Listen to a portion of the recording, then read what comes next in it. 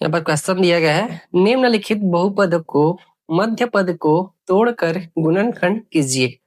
इसमें पहला क्वेश्चन दिया है x का वर्ग ऋण 3x ऋण 4, इसकी तुलना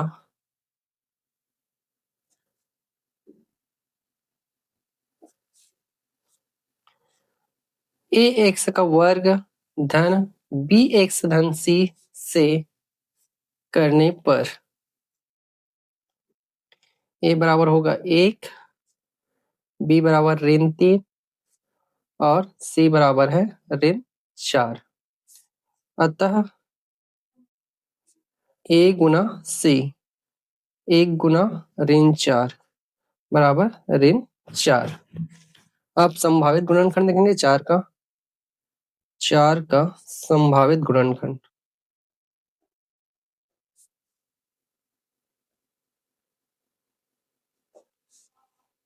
1 गुना 4 और 2 गुना 2।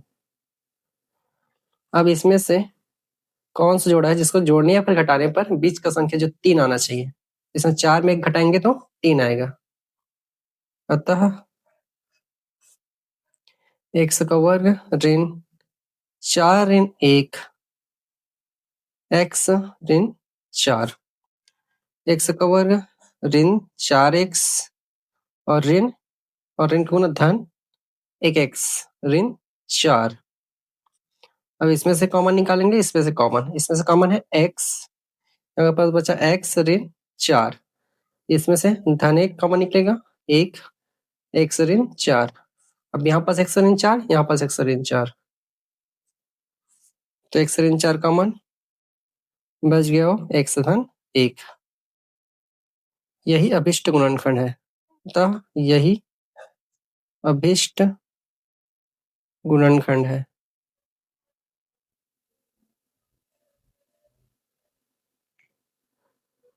हमें दिया है दूसरा क्वेश्चन, x का वर्ग धन 2x धन 1, इसकी तुलना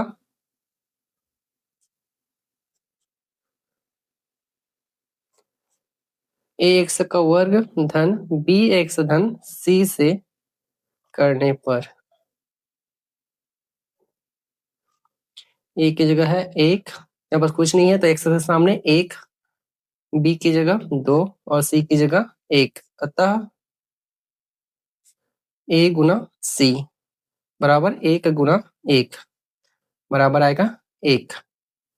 अब 1 का संभावित गुणनखंड, 1 का संभावित गुणनखंड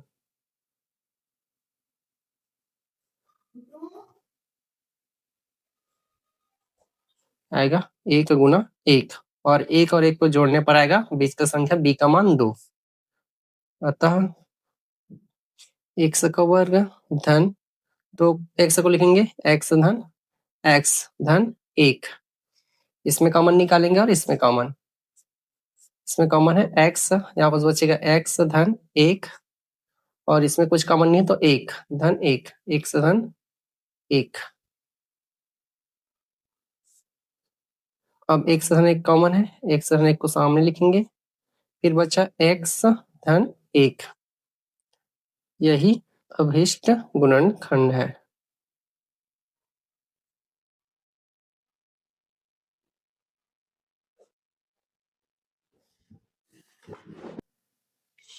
हमें दिया है थर्ड क्वेश्चन, x का वर्ग ऋण 8x धन 15। हल करेंगे सबसे पहले, इसकी तुलना ax का वर्ग धन bx धन c से करने पर a की जगह है 1, b बराबर ऋण 8 और c बराबर 15, अतः a गुना c बराबर 1 गुना 15 बराबर 15। अब 15 के संभावित गुणनखंड, 15 के संभावित गुणनखंड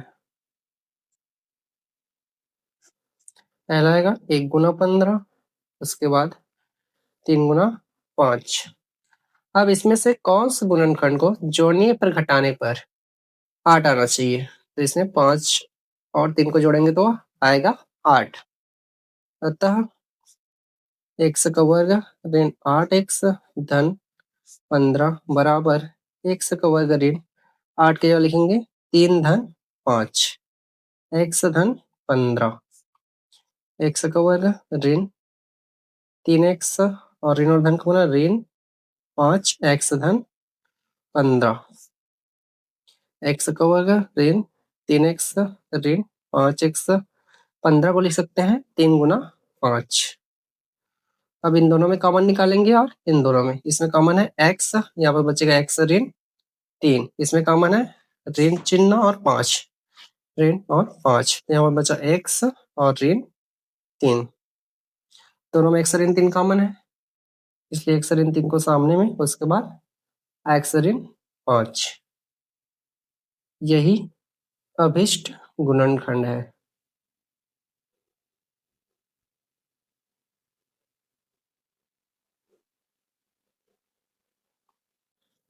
अब देखते हैं चौथा क्वेश्चन, x का वर्ग धन x ऋण 12। सबसे पहले लिखेंगे हल, इसकी तुलना ax का वर्ग धन bx धन c से करने पर a बराबर होगा 1, b बराबर भी 1 और c बराबर ऋण 12। एक से सामने कुछ नहीं मतलब 1, अतः a गुना c, 1 गुना ऋण 12 आएगा ऋण 12। 12 के संभावित गुणनखंड,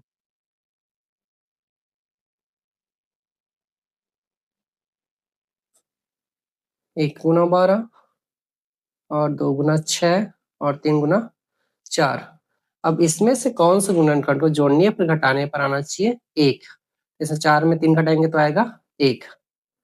अतः x का वर्ग धन x ऋण 12 बराबर x का वर्ग धन x का जगह लिखेंगे 4 ऋण 3, 4 ऋण 3 x ऋण 12, x का वर्ग धन 4x ऋण 3x ऋण 12, x का वर्ग धन 4x ऋण 3x 12 को लिख सकते हैं 4 गुना 3 ऋण 4 गुना 3। इसमें x कॉमन है, यहाँ पर बचा x धन 4 और इसमें ऋण चिन्ह कॉमन और 3 कॉमन, तो बचेगा x धन 4। दोनों में x धन 4 कॉमन है, इसलिए x धन 4 को सामने लिखेंगे, उसके बाद x ऋण 3। अतः यही अभिष्ट गुणनखंड है।